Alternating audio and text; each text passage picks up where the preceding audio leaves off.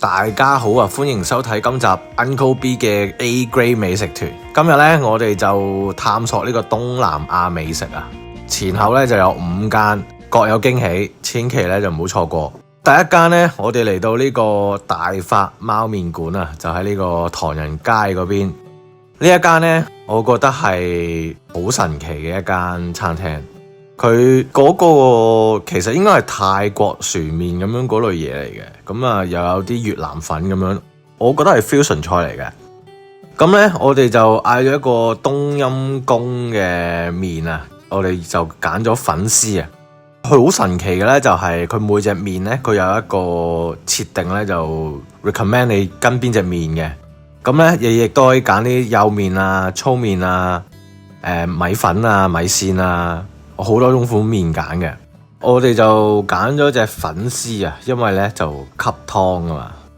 佢呢間嘅味道咧係普遍濃嘅，咁但係咧佢濃咧就唔係話死鹹啊、死酸啊、死辣咁樣。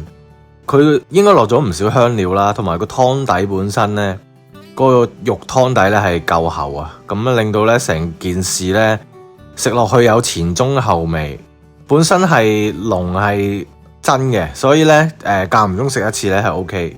如果食晏咁樣連續食幾日咧，就會覺得好似 heavy 得滯啊。咁我哋另外仲嗌咗個家嫂 chicken noodle 啊，基本上係一個咖喱嘅粗麵啦。我哋揀咗嘅就係咁啊，薄薄嘅淡淡嘅咖喱香。咁啊，另外咧亦都有唔少嘅配菜啊。咁啊，有炸咗嘅麵條啊。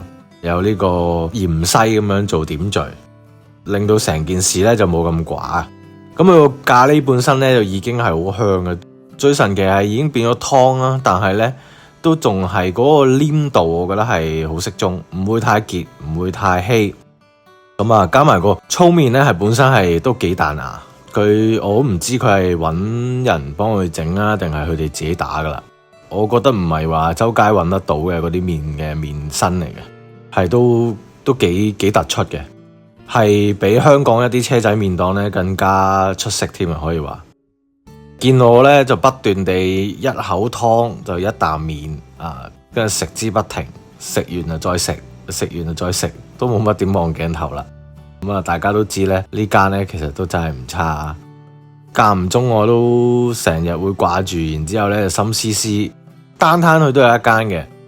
咁另外咧就一定要講埋佢呢個雞啊！佢呢個雞咧應該係用慢慢地炆煮嘅形式去做嘅，佢個味咧就已經非常入味，同埋咧係十分之嫩口啊！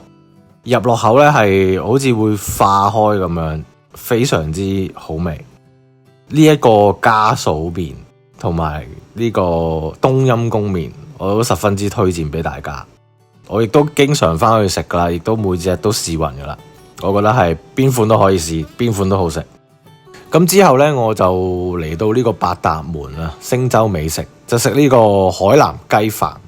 呢一間海南雞飯呢，我可以話係數一數二，我食過最好味嘅。咁啊，比佢更加好食嘅呢，可能只有馬六甲我曾經食過嘅一啲搓成一個波咁嘅雞飯。咁識嗌呢，一定嗌呢個走地雞啊！佢呢個走地雞咧已經係做到晶瑩剔透啊！佢嗰啲雞，咁啊，另外個飯咧亦都係充滿呢個雞油嘅雞飯香啊！佢個飯咧就咁食咧，其實都已經可以做一餐噶啦，非常之濃郁同多層次。而佢個雞咧，大家睇到啦，已經好有心咁去晒啲骨，同埋嗰個雞個雞油同埋佢嗰個皮啊，本身已經變到半啫喱狀態。咁啊，食落去咧，淡淡嘅雞油香。咁啊，前中後味咧都有唔同嘅味道啊，走咗出嚟，十分之令人難忘啦。咁啊，另外咧亦都有呢個雞蓉同埋呢個蔥油。咁佢個湯咧就係呢個胡椒雞湯啊，嗰個雞咧已經熬到出晒啲味出嚟噶啦。咁啊，唔係平時嘅你會飲到嗰啲味精啊，嗰啲奇怪味嗰啲湯，或者好淡好似水咁樣。呢一間咧我十分之推薦嘅，亦都我諗我嚟過都4-5次，大家可以一食再食，飯堂咁樣。咁之後咧就嚟到呢個新加坡 Hawker 嘅南洋風味嘅新加坡食品啊。咁咁啊間嘢入邊咧就已經好似你去新加坡嗰啲咁嘅快餐店咁嘅款啊，或者去咗呢個嘅大家樂啊大快活嘅感覺。咁啊無論個盤啦定嗰啲杯啦，都係嗰種 style。裝修咧冇乜 expectation 噶啦。咁至於嘢食方面咧，佢個咖喱咧，我覺得係都幾出色嘅，即係味道去到好驚豔嗰種。咁啊，但係都唔差。啲雞咧就略鹽啊比較鹹，但係咧我中意佢勝在咧落咗啲秋葵落去。我自己本身咧好中意食秋葵嘅。咁啊秋葵再加呢個辣咖喱咧，打翻個勻落去咧，我覺得都幾好食。個飯咧就略鹽就黏得滯啦，濕得滯咁樣。如果大家知有邊一間更加好味嘅新加坡菜呢，就記得介紹俾我聽。呢一間呢，我就略嫌呢就未夠滿足，好似呢去食大家樂咁嘅感覺。咁啊，但係呢，佢個咖喱就間唔中食都唔差嘅，我會話最好嗌外賣拎到翻屋企食呢就最方便。個飯呢，就唔使嗌啦，自己屋企煲呢就好食過去。咁之後呢，仲有呢個炒貴刁啊！炒貴刁咧，你睇佢色水咧，咁就都好似好吸引咁嘅。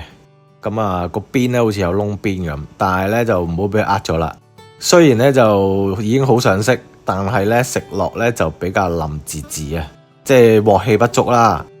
或者係我個理解係佢應該係可能喺佢煮熟嗰個粉本身啊，即係我唔知佢係咪蒸咗先或者烚咗先啦。個粉咧就水多得滯啊，咁啊嗰個鑊咧冇辦法，或者可能油咧少得滯咧，冇辦法喺短時間內咧就讓佢啲水分咧就蒸發，咁令到成碟嘢咧就有啲糊狀咁嘅感覺啊，食落個口就有啲嘥嘅，因為佢啲配菜咧就幾到位嘅，咁啊色水都好到位，但係咧個味咧亦都爭咁啲，比較淡啊。咁啊最後咧我食多口咖喱飯，將飯咧飲落啲咖喱度，咁啊懟落口啊，咁樣我最中意嘅食法嚟嘅。咁啊呢一間就不過不失啦，咁啊我都未必會經常會翻去食噶啦。咁啊之後咧就嚟到呢一間叫巴咪晒江啊，就呢個西貢麵包，食呢個越南包嘅越南法包。我覺得呢間咧就都幾有特色嘅。咁佢啲包入邊咧係會有呢個海蜇，因人而異啦。我識有啲朋友就覺得有海蜇咧就唔好食，咁我自己咧覺得有海蜇咧就好好食。咁其實呢邊嗰個法包都幾多鋪頭做得好同好食嘅，呢一間咧都唔意外。佢嗰個越南啡咧係好好味嘅，咁啊有嗰啲苦苦澀澀嘅味，但係好淡嘅。最主要咧嗰啲煉奶咧已經冚咗嗰啲味道。大家見到個包啦，硬得嚟咧，外皮硬入邊軟啊！咁啊呢個係越南人嘅做法啦。咁如果傳統真係法包嘅話咧，就成嚿都硬，咁就唔係好啱我哋亞洲人食嘅。咁佢呢一個咧就係已經做到外脆內軟。咁另外咧入邊咧嗰啲餡料咧十分充足，蘿蔔絲啊、芫茜啊，仲有海蜇啊，呢個真係十分之美妙嘅組合。所以你見到我咧都食完再食，食完再食，食唔停咧，亦都冇乜點望鏡頭，因為食得實在太開心啦！大家記得都過嚟試下。咁我嚟到呢一間 Pho and Roll by Wooden Fish 啊，係一間 fusion 嘅越南餐廳，係一啲新派啲嘅，咁啊價錢咧就比較貴少少，但係嗰個裝修同埋個食物質素咧都真係唔差。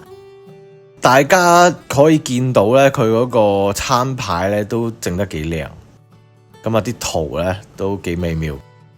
呢一間咧就喺 Vancouver 就嚟到 Downtown 嗰邊嘅，咁啊個樓底啊非常之高，採光咧亦都幾靚。如果夜晚即係 dating 啊，去嚟過嚟又唔想淨係食西餐咧，我都好推薦呢一間，個氣氛都唔錯。咁啊第一味咧，我哋要咗一個叫 Beef Carpaccio 啊，就薄切嘅牛啦。多數呢一種咧係意大利菜嚟嘅，咁啊生食嘅薄牛。咁呢一間咧，佢又要有啲越南式嘅 touch 啊，加咗上去啊。個牛咧就非常之嫩口同薄，我都唔知係咩牛嚟噶，我覺得佢應該都唔係加拿大牛嚟噶啦，應該都係啲可能係和牛啦，或者係一啲 Angus beef 咁嘅物體。佢嗰個汁咧係酸酸甜甜，咁啊另外咧佢仲有一啲炸嘅蒜咧，就加咗喺個面，咁啊加咗啲越南嘅特色嘅味道落去，有少少魚露嘅香，咁啊好淡嘅啫，魚露唔係好重。呢一個咧都係食唔停口啊，食幾啖飲啖水咧就個香味咧好出，同埋你見到咧佢嗰個牛咧係已經係好薄，所以擺落口咧係會融化，係慢慢每下咧就會有好多香味咧就走咗出嚟，咁啊有佢個牛嘅味道啦。咁大家睇下呢個 shot 啦，紙咁薄，透光嘅，係咪好靚咧？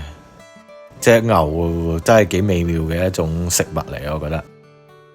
咁咧，我哋之後咧仲食咗一個生牛河啊。咁啊，呢個生牛河咧就奉勸大家記得去熱辣辣嘅時候食啦。佢咧嘅香味咧，同埋佢嗰個湯嗰個濃郁程度咧，好神奇地咧係由佢個溫度咧，由越熱咧就越香，變到咧凍嘅時候咧就失色不少啊！我會話。當佢熱嘅時候啦，佢加埋嗰個牛咧，你見到係淥熟佢之後咧，係十分幼嫩幼滑之餘咧，個湯本身佢加埋啲香草嗰啲香味咧，喺熱嘅時候最揮發到出嚟。個湯咧就係平時你食到嘅嗰種越南河嗰種湯，但係咧佢熱嘅時候咧係多好多層次，我都講唔出嗰種究竟係啲咩香料啊，係有甜有酸有鹹嘅，鹹就好輕嘅啫，跟住係有啲可能係芫茜，有啲唔同香料嘅味道。個牛咧就亦都係喺熱嘅時候咧係有牛香嘅，可能因為關於佢嗰個牛個脂肪咧喺熱嘅時候可以溶化，亦都揮發到啲香味出嚟。咁啊，當佢慢慢變暖咧，咁啊呢啲味咧就會變到簡單咗啦，變翻咧就平時你喺街食到嗰啲越南河嘅味道。所以咧，好神奇地咧，記得呢一個嗌翻嚟咧，記得熱食。我本來咧都冇話特別期待，因為都係生牛肉河啫，咁啊都係嗰啲味。但係咧係有出奇嘅驚喜啊！咁我亦都真係講唔出，用口講唔出，大家自己嚟試啊！係包保咧就冇後悔，亦都係食得好開心。個粉本身咧亦都係企身彈牙。係最基本，你對越南河有嘅要求咧，佢係做得到嘅，一定加埋嗰啲香味同埋嗰個湯嘅濃郁咧，就係再更加上一層樓。咁啊，多謝各位嘅踴躍留言啊！我哋亦都咧有聽大家嘅意見咧，咁啊開始咧就加埋嗰啲嘢食咧幾錢啊，加嗰啲個位置係喺邊啊，咁等大家咧下次咧有機會咧就都可以去食。去試，咁啊多謝大家各位嘅支持啦，亦都希望大家熱烈咁樣喺下邊留言，我哋咧多啲交流。咁啊同埋咧各位有啲咩 topic 咧想聽咧，記得話我哋聽啦。咁啊我哋咧就繼續努力啊，家咧就有更加多好嘅節目去睇。今集係咁多先，記得 comment、like、subscribe 同 share，我哋下次再見，拜拜。